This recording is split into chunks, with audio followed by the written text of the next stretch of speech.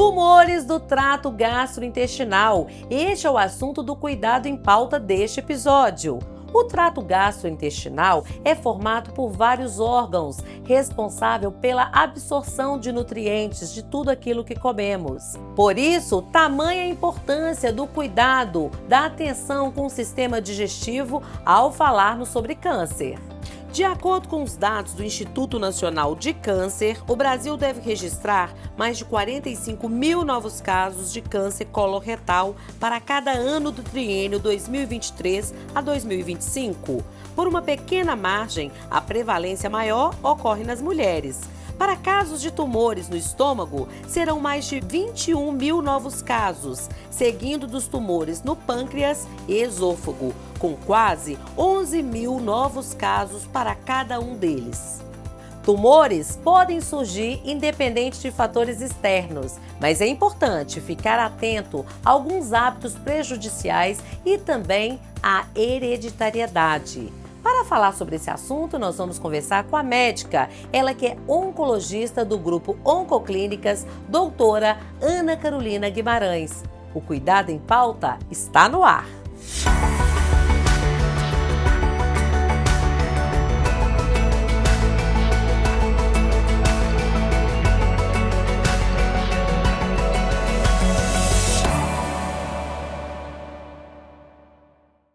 Oi, doutora, tudo bem? Tudo bem, Patrícia? É um grande prazer estar aqui com você hoje. O prazer é todo nosso. Seja bem-vinda ao Cuidado em Pauta.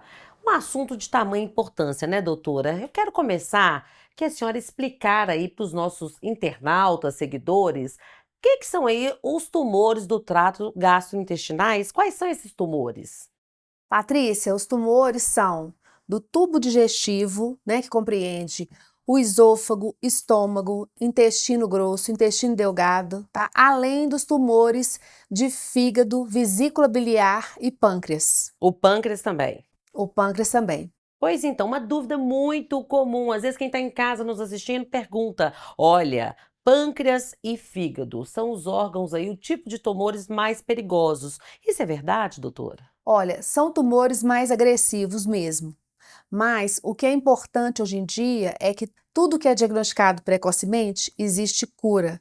Então, é fundamental a gente ficar de olho sempre aos sintomas, né, às queixas dos pacientes. Quais são esses sintomas? Quais são essas queixas? Geralmente as pessoas sentem o quê quando chegam lá na Oncoclínicas? Por exemplo, o tumor de pâncreas é um tumor que ele fica localizado bem lá atrás, na frente da nossa coluna. Então, ele está atrás dos outros órgãos lá no abdômen. Então, ele costuma ser um tumor silencioso e pode dar inicialmente uma dor em faixa no abdômen que vai irradiando para as costas. Ela vai, né, progredindo para as costas. Essa dor vai e volta. Isso pode ser acompanhado de emagrecimento, alteração do hábito intestinal e alguns podem fazer aquele sintoma que chama icterícia, Sim, que é a fica coloração amarelado. amarela, né, nos olhos e na pele. A pessoa começa a emagrecer e não sabe o porquê, não é isso, doutora? Exatamente. É. Olha, aquela azia, dor de estômago, aquela sensação de estou empanzinado, estou cheio demais, também pode ser um sintoma? Pode ser um sintoma. Isso aí pode ser só uma gastrite? Pode, mas nós devemos ficar bastante atentos ao tumor de estômago, esôfago, né? Então, toda azia que a pessoa sente por mais de 15 dias, o ideal é não continuar tomando aqueles sintomáticos do tipo bicarbonato, Chazinho da antiácidos. vovó. Não, é fazer uma endoscopia digestiva alta, procurar o atendimento médico. Por falar em endoscopia, é um tipo de exame aí clínico que é feito para diagnosticar esses tipos de tumores, não é isso? Exatamente. Além da endoscopia, qual outro tipo de exame o paciente tem que fazer? Olha, o paciente tem que fazer a colonoscopia preventiva, que é um exame que salva vidas a partir dos 45 anos. Essa idade foi diminuída? Era a partir dos 50, não é isso? Exatamente. Então, antigamente era aos 50 e na ausência de história familiar é aos 45. Mas, por exemplo, se o pai teve um tumor de intestino com 50, aí esse paciente vai fazer mais, esse filho vai fazer mais cedo. Como se fosse feito um rastreamento. Exatamente. Porque esse tumor, ele vem dos pólipos intestinais, que inicialmente eles são benignos e depois se transformam no câncer de intestino.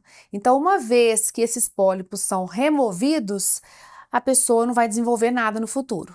Os pólipos retirados trazem aí uma sensação de bem-estar também para o paciente, porque é silencioso, às vezes o paciente não está sentindo nada. Chega lá no consultório, faz esse exame de colonoscopia, descobre os pólipos, retira esses pólipos, ele já tem uma segurança aí de quanto tempo que ele tem que voltar a fazer novamente. Olha, se uma colonoscopia, que é feita a partir desses 45 anos, ela vier negativa para pólipos, esse exame vai ser repetido de 5 em 5 anos.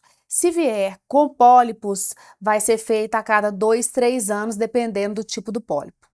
Colonoscopia é um exame que ainda as pessoas têm muito preconceito, ou seja, não tem um conceito definido, tem vergonha, não conhece, não sabe como que é. É um exame muito difícil, o preparo para esse exame, doutora, é muito difícil? Não é tão difícil assim hoje em dia, o preparo melhorou muito. É tranquilo. É mais tranquilo.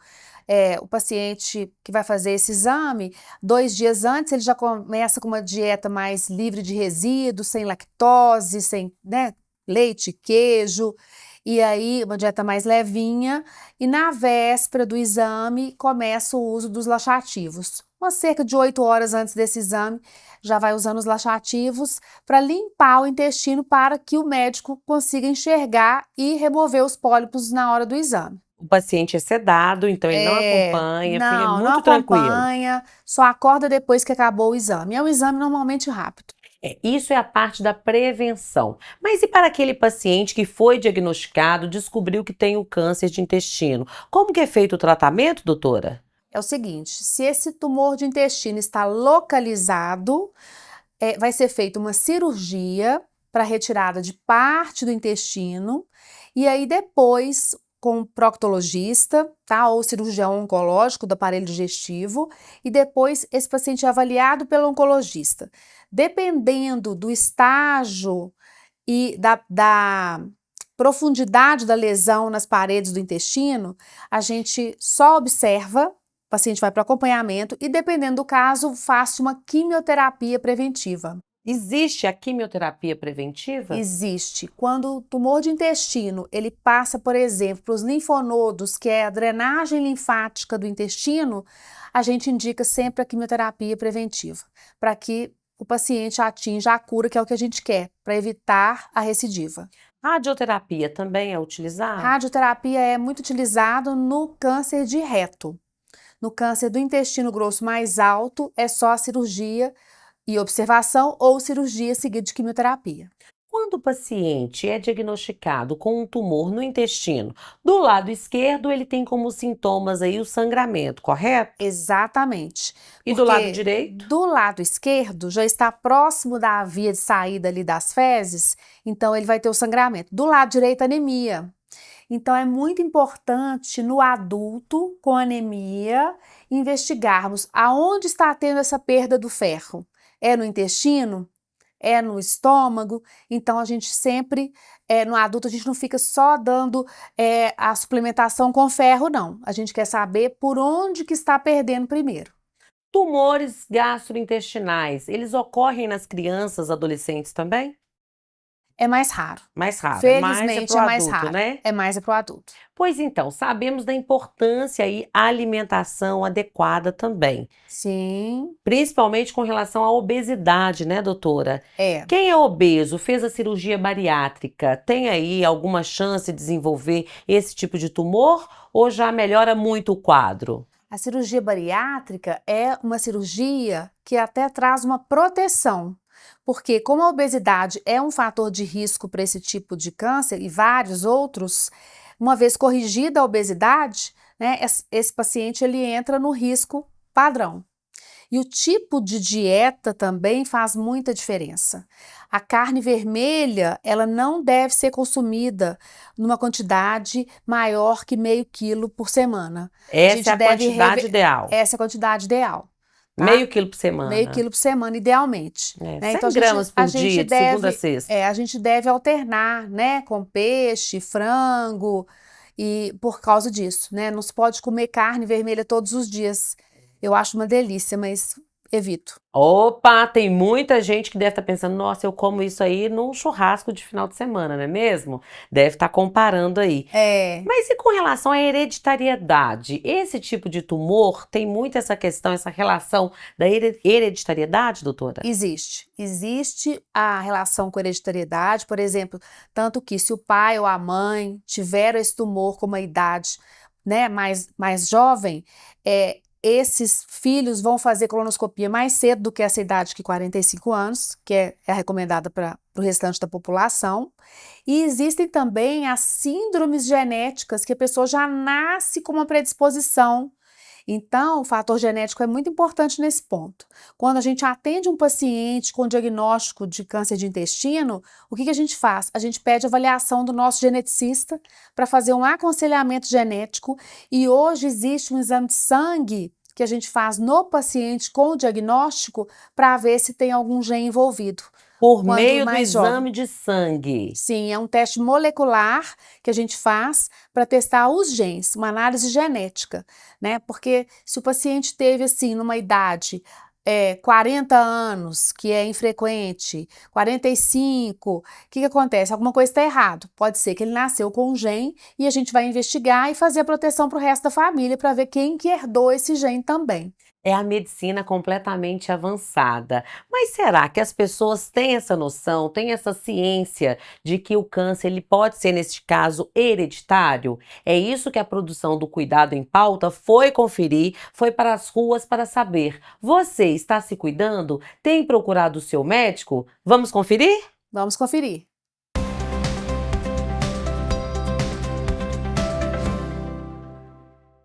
Sim, a gente acompanha, até porque na família há médicos, e aí esse histórico me parece de essencial importância para a gente prevenir, prever e se cuidar. Quando eu não trabalhava no serviço público, eu era mais relapso com a minha própria saúde. Agora, sendo obrigado, a gente acaba se dedicando e procurando médico, fazendo exames regulares, sobretudo com a idade chegando, é preciso tomar cuidado com alguns exames em especial, e a gente busca então, além de ter o incentivo da própria instituição na qual trabalhamos, fazer esses exames também por conta de se precaver contra problemas mais graves. É fundamental o diagnóstico precoce, porque o diagnóstico precoce evita que a doença se agrave, torna mais fácil o combate ou minorar esse problema e faz com que a gente, sobretudo, tenha a segurança de poder projetar as atividades sem uma interrupção imediata por algum inesperado. Então, o diagnóstico precoce, sem sombra de dúvidas, é algo essencial para a nossa saúde e para a nossa vida. Sim, o meu avô materno teve câncer na próstata na década de 90, né? Hoje eu estou com 45 anos e desde então, né, eu gosto de ler tudo a respeito sobre câncer, né? Faço PSA, né, que é interessante, né? E sempre eu vou ao médico, né, e falo que eu tenho, né, na família esse quadro, e sempre eles fazem exame específico para isso. Procurar os médicos, né, especializados na área, eu acho que isso irá facilitar, né, pegar o quadro no início da doença. Então, eu acompanhei, na verdade, a minha bisavó, ela teve histórico de câncer, se eu não me engano, de mama, e minha avó acompanhava ela nas consultas, mas em relação a outras pessoas ou outra parte da família, eu nunca procurei saber. Quando eu era mais novo, eu fazia exames regulares, agora, por ter mudado de cidade, eu acabei diminuindo a frequência. Sim, isso daí de vez em quando eu acabo sendo negligente na hora de fazer essa detecção de sintomas no estágio inicial, mas quando eu percebo que é algo mais diferente, quando não é tão tradicional como gripe, por exemplo, aí eu já fico mais atento, acabo indo no hospital, apesar de não gostar tanto de ir em hospital.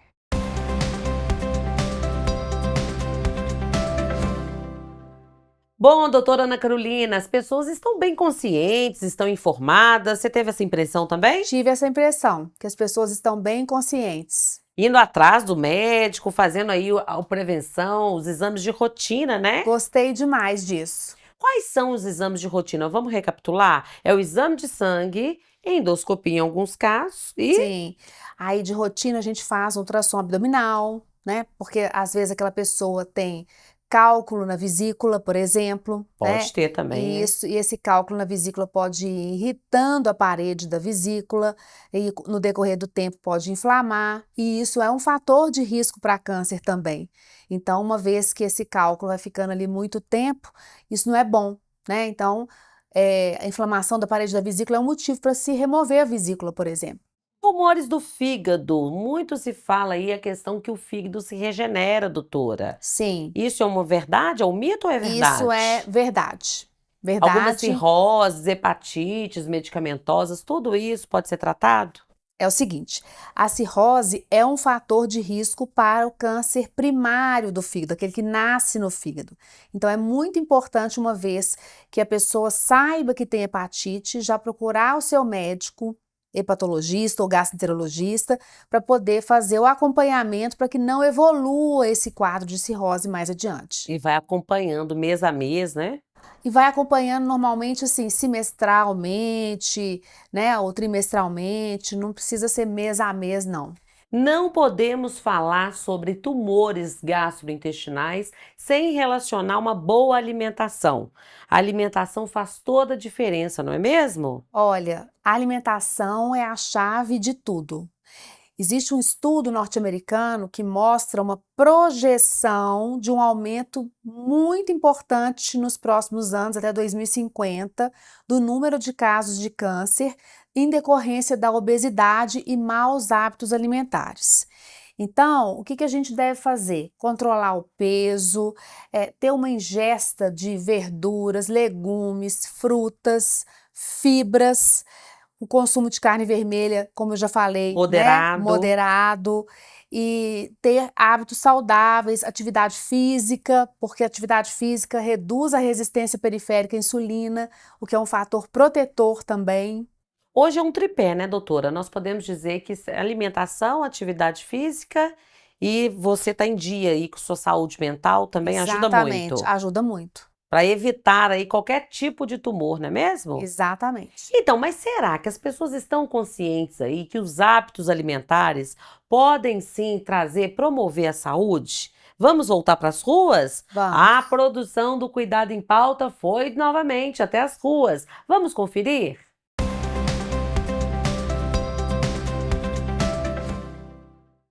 Acredito que eu tenho bons hábitos alimentares. Eu gosto muito de ter uma alimentação mais natural, equilibrada, me alimento poucas vezes ao dia, então tenho um hábito alimentar, acho que assim, bem regrado e bem planejado também. Uma coisa que a gente tem que pensar quando falamos de alimentação saudável é comida de verdade. Então, minha médica fala isso, mas é algo que eu já penso desde sempre. Então, é comida que a gente faz em casa, eu acho. O arroz, o feijão, a refeição completa. E fora isso, a variedade de alimentos ali dentro da refeição também. Eu consumo tudo. Frutas, verduras bastante, né? Evito coisa muito processada, industrializada. Então, assim, tento ter essa alimentação variada, evitar aquilo que eu sei que faz mal e tá dando certo. Eu me alimento bem, procuro consumir os produtos orgânicos, né? Infelizmente são com valor bem alto, né? Com relação aos outros, mas eu sei que a alimentação é quase que, sei lá, uma boa parte para a gente ter uma vida saudável, né? Consumir bastante legumes, frutas, né? Cereais, evitar fritura, carboidrato simples, né? Esses adoçantes também, tudo que é artificial né, que a gente abre no pacotinho, a gente sabe que não é saudável. Então, é fazer a comida de verdade. Eu acho que isso é o mais importante. Todo dia, como uma salada, o arroz, o feijão, uma carne, o ovo, cereais. Que mais? Sim, eu tento fazer isso. Me alimento bem. Hoje, mais do que nunca, minha alimentação está melhor. Eu passei por um problema oncológico e isso me fez ficar mais atenta à minha alimentação. Uma alimentação saudável para mim é uma alimentação pobre em açúcar, pobre em carboidratos refinados, pobre em gordura. Não quer dizer que eu não coma isso, mas eu evito, eu dou preferência a coisas mais naturais, mais saudáveis. Eu como legumes, verduras, carnes, ovos e dou minhas escorregadas também de vez em quando, mas não é o principal. O principal é sacolão, açougue e ovos. Olha, no meu ponto de vista, né, eu acredito que seja evitar muita fritura, muito doce, nada que seja muito exagerado. Comer um pouco de tudo, porém, uma quantidade que eu me sinto satisfeita. Eu acredito que é bastante verduras, frutas, sim, como bastante salada, muitas verduras. Também, inclusive, coloquei agora na minha alimentação bastante semente, chia, linhaça, psyllium, porque eu tive um problema de pré-diabetes, então eu acabei tendo que reaprender a me alimentar de forma melhor.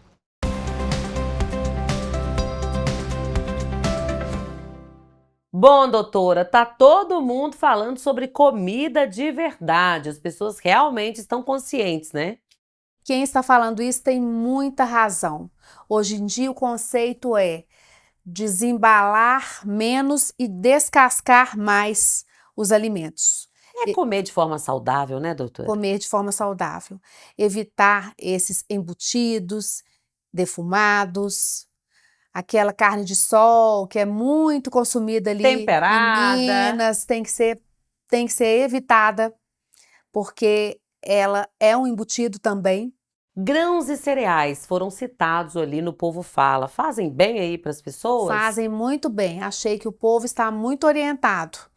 Doutora Ana Carolina, comidas apimentadas com muitos condimentos. Tem alguma relação aí no desenvolvimento dos tumores do trato gastrointestinal? Nenhuma relação. Nenhuma? Não. Aquela pessoa que gosta muito da pimenta pode continuar. Não tem problema em termos de trazer risco. A gastrite, muitas pessoas que têm, eleva o risco aí do câncer? A gastrite em si, não. Só se for relacionada àquela bactéria da gastrite que chama Helicobacter pylori, que a longo prazo, sem tratamento, pode elevar o risco. É só se o paciente deixar para lá, né? Não cuidar e não tratar. Porque essa bactéria é tratada com antibiótico. Então, é tratável, não tem problema. Falamos sobre alimentação, mas não falamos sobre as bebidas alcoólicas. As bebidas alcoólicas são muito prejudiciais? Em excesso, são muito prejudiciais. Elevam o risco para câncer de pâncreas, vesícula, intestino. Então, o álcool em excesso não faz bem. Do trato gastrointestinal, qual é o tipo de câncer aí mais perigoso que tem aí a menor taxa de cura? Normalmente, esses primários das vias biliares, apesar de que, como a gente sempre enfatiza, por quê? Porque eles são resistentes à quimioterapia.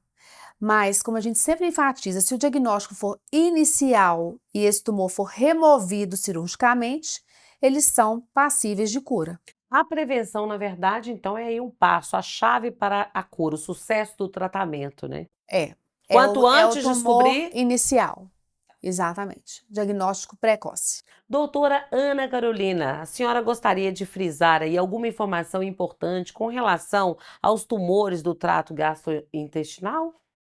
Sim, diagnóstico precoce sempre, o que eleva as chances de cura, e a gente não pode negligenciar os sintomas. Por quê? Os sintomas de tumor podem ser os mesmos de uma doença benigna. Quando a gente tem uma diarreia infecciosa, essa diarreia passa em poucos dias. Mas se essa diarreia vai permanecendo por mais de 15, 20 dias, alguma coisa está errada. Tem que ser E investigado. tem que ser investigado. E às vezes, uma alteração do hábito intestinal pode significar que a vesícula não está funcionando bem, ou que o pâncreas não está funcionando bem, que pode ter algum problema ali. Então, a gente deve dar importância a esses sintomas quando de duração aumentada. Os seguidores, os internautas, têm muitas dúvidas com relação à questão da diarreia. Tomar remédio para segurar ou não, doutor? É mito ou verdade? O que tem que ser feito? Quando a diarreia é por infecção, ou seja, uma intoxicação alimentar, a gente não pode segurar. A Tem que gente deixar. tem que deixar sair. Só hidratar com Só água. hidratar. Entendi. Porque tem gente que toma o remédio e aí piora, né? Aí piora. Mais alguma informação relevante, importante para os nossos seguidores, doutora? Hábitos de vida Saudáveis? é importante. Não negligenciar sintomas. Tem paciente, às vezes, que perde muito peso e fica satisfeito, porque a vida Acha inteira tentou uma dieta e não conseguiu, mas agora não faz nada diferente, perde muito peso de uma vez. Isso é um sinal de alerta e aí a pessoa deve procurar atendimento médico para isso. Por mais silencioso que seja aí o tumor, o corpo de alguma forma dá sinais. De alguma forma, o corpo nos dá sinais, sempre. Então vamos ficar atentos, né, gente? E ficar também aqui consciente, acompanhando o Cuidado em Pauta. Eu quero agradecer muito a doutora Ana Carolina Guimarães, ela que é médica oncologista do Grupo Oncoclínicas. Doutora, muito obrigada. Patrícia, foi um grande prazer estar com você. O prazer é todo nosso, gente. Olha, volte sempre, viu? Muito obrigada, voltarei sim. E para você que está aí nos acompanhando, escolha a sua plataforma digital favorita, compartilhe os conteúdos do Cuidado em Pauta, mande, compartilhe, encaminhe aí no seu WhatsApp também, porque tá um sucesso, viu, doutora? O Grupo Oncoclínicas, estamos aí entrando pelos celulares, pelos televisores também das pessoas, e informação de qualidade é muito importante. Eu, Patrícia Joe, vou ficando por aqui com toda a produção do Cuidado em Pauta, te aguardando até o próximo mês. Até mais! Até!